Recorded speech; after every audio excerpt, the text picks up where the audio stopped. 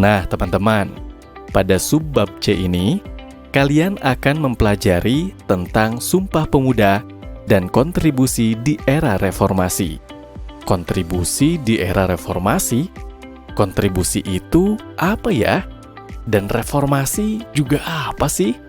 Oke, daripada terlalu banyak pertanyaan yang dipikirkan oleh kalian, lebih baik sekarang kalian bersiap-siap, fokus, dan simak dengan baik materi ini ya. Kita bahas bersama-sama. Let's go! Teman-teman, pernahkah kalian melihat pohon yang tidak berbuah? Ada pohon tinggi menjulang, namun tidak menghasilkan buah. Tentu saja kebermanfaatannya kurang bisa dirasakan ya. Ini sebuah ilustrasi bagi kalian. Jangan sampai kalian menjulang tinggi ilmunya, tetapi kurang memberikan kebermanfaatan bagi orang lain dan lingkungan. Spirit Sumpah Pemuda adalah spirit kontribusi. Sebagai bagian dari generasi muda, pernahkah kalian berpikir tentang kontribusi apa yang bisa dilakukan di era reformasi ini? Sejarah perjalanan bangsa ini selalu lekat dengan peran dan kontribusi pemuda. Pemuda adalah kunci kemajuan sebuah bangsa.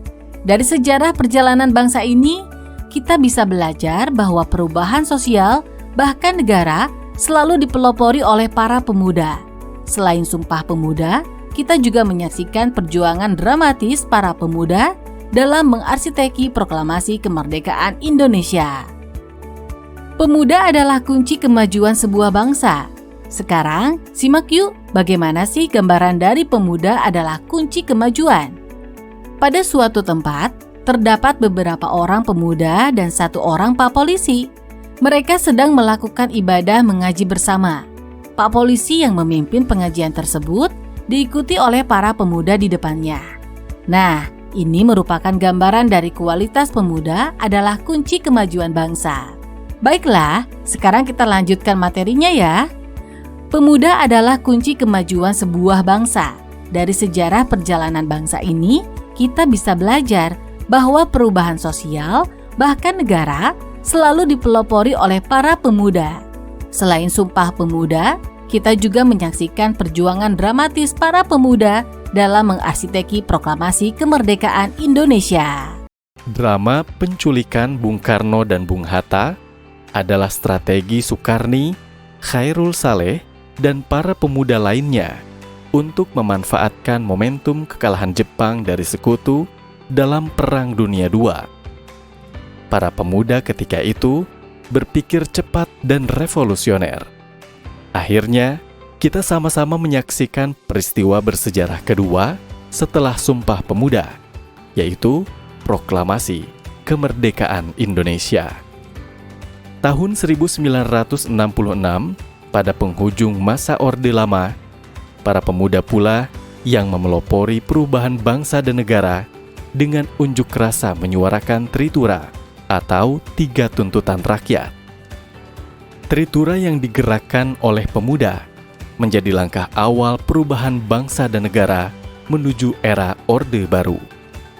Kemudian pada Mei 1998, para pemuda kembali menjalankan perannya sebagai agent of change atau aktor perubahan. Kali ini, Orde Baru mesti tumbang setelah Indonesia terjerembab ke jurang krisis ekonomi. Lahirlah era reformasi yang menjadi babak baru bagi bangsa Indonesia hingga saat ini. Maka, pertanyaan yang perlu kalian pikirkan adalah bagaimana merekonstruksi semangat Sumpah Pemuda di era reformasi. Tujuannya untuk memberikan kontribusi terbaik bagi bangsa dan negara Indonesia. Teman-teman, seperti kalian ketahui, masih banyak masalah yang perlu diselesaikan dari bangsa ini. Disinilah ruang tanggung jawab dan kontribusi kalian sebagai pemuda. Para pemuda masa kini harus kembali menjalankan peran dan tanggung jawabnya, sebagaimana para pemuda angkatan 1928.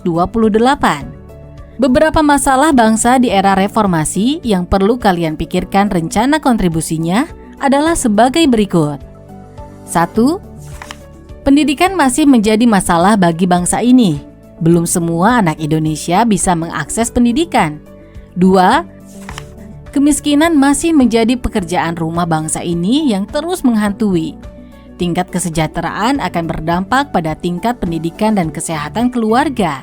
3. Kedaulatan pangan belum bisa terwujud. Padahal Indonesia adalah negeri agraris dan maritim. Lantas, apa yang bisa kalian lakukan? Rancanglah rencana kontribusi unggulan kalian. Saat ini kalian memang masih berada di kelas 8 sekolah menengah pertama. Tetapi pemikiran dan imajinasi kalian bisa menembus sekat ruang dan waktu. Kalian bisa melakukan jumping atau lompatan pemikiran sampai 20 tahun yang akan datang. Nah, tetapkanlah target kontribusi kalian 20 tahun yang akan datang bagi bangsa dan negara Indonesia. Lalu, tarik mundur sampai posisi kalian saat ini. Dari situ, rancanglah peta jalannya untuk menuju target kontribusi yang sudah kalian tetapkan itu. Pasti kalian akan mendapati hari-hari yang menggairahkan untuk dijalani dan diperjuangkan.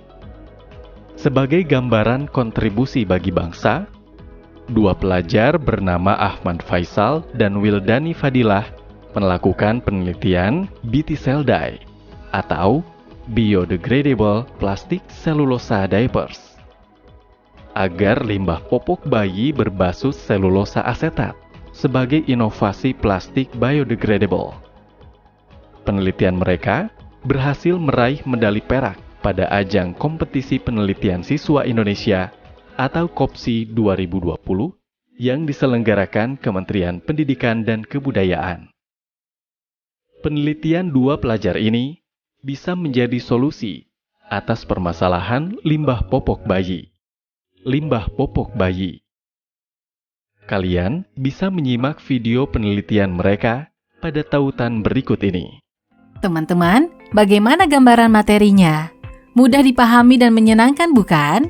Nah, pada subbab C bagian ke-1 ini cukup sampai di sini saja ya teman-teman. Untuk selanjutnya, subbab C bagian kedua akan disajikan kegiatan rutinan yang setelah selesai pembahasan pasti ada kegiatan untuk kalian. Selain itu, disajikan pula contoh untuk mengerjakan kegiatan tersebut. Sampai jumpa di subbab C bagian kedua teman-teman. Sekarang, marilah kita simak contoh berikut ini. Menulis peta jalan. Target kontribusi 20 tahun yang akan datang bagi bangsa dan negara Indonesia. 1. Doktor dan pakar pertanian. 2. Founder laboratorium dan bisnis pertanian strategis untuk masyarakat. 3 tahun pertama, yakni selesai studi di SMA dan melanjutkan ke jenjang perguruan tinggi pada tahun 2025 hingga 2028. 1. Lulus SMA dengan nilai terbaik di sekolah. 2. Lolos SNMPTN ke IPB, jurusan Teknologi Pertanian. 3. Belajar bahasa Inggris. 4. Aktif berorganisasi di BEM. 5. Membangun jaringan. 6. Merintis bisnis level kampus.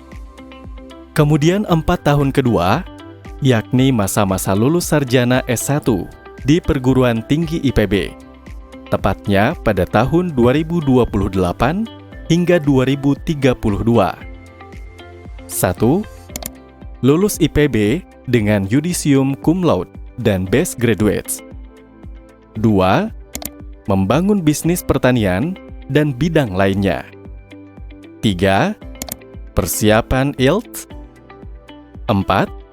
Aktif di organisasi pengusaha. 5. Aktif di masjid dan masyarakat. 6. Mentoring dengan pakar pertanian. 7. Menulis buku minimal 1 judul per tahun. Lalu, melanjutkan studi magister atau S2 ke New Zealand. Tepatnya pada tahun 2032 sampai dengan 2037. 1. Magister pertanian di New Zealand melalui LPDP. 2. Membangun jaringan bisnis pertanian di New Zealand. 3. Lulus magister cum laude. 4. Mendirikan bisnis pertanian di Indonesia dengan target omset 10 miliar per bulan. 5. Mendirikan laboratorium pertanian. Dan 8 tahun terakhir, melanjutkan studi S3 ke Australia, tepatnya pada tahun 2037 sampai dengan 2045. 1. Doktoral pertanian di Australia. 2. Lulus cum laude. 3. Mengembangkan bisnis dan laboratorium pertanian strategis. 4. Membangun pusat kemandirian pangan untuk masyarakat minimal level kabupaten atau kota. Dan 5. Menjadi Menteri Pertanian Republik Indonesia pada tahun 2045. Bagaimana teman-teman? Dapat dipahami kan? Contoh merancang target kontribusi terbaik kalian untuk 20 tahun yang akan datang. Nah sekarang, coba kalian buat sendiri rancangan kalian seperti yang sudah dicontohkan ya. Jika tidak memungkinkan, kalian bisa meminta bantuan guru atau orang tua kalian di rumah ya. Semangat 45 teman-teman, kalian pasti bisa. Kakak yakin kalian adalah anak-anak generasi penerus bangsa yang hebat dan berkualitas. Hore! Selesai sudah pembelajaran di bab 4 tentang kebangkitan nasional dan Sumpah Pemuda ini. Good job teman-temanku yang hebat. Selanjutnya, kakak ingin tahu nih, apakah teman-teman semua menyimak dengan baik dan dapat memahami pembelajaran yang kita bahas selama satu bab ini? Untuk itu, coba kalian jawab pertanyaan yang akan kakak sampaikan pada audio berikutnya, yang berisi tentang latihan-latihan soal bab 4 ini. Tetap dijaga kesehatan dan semangatnya ya teman-teman. Sampai jumpa di audio berikutnya.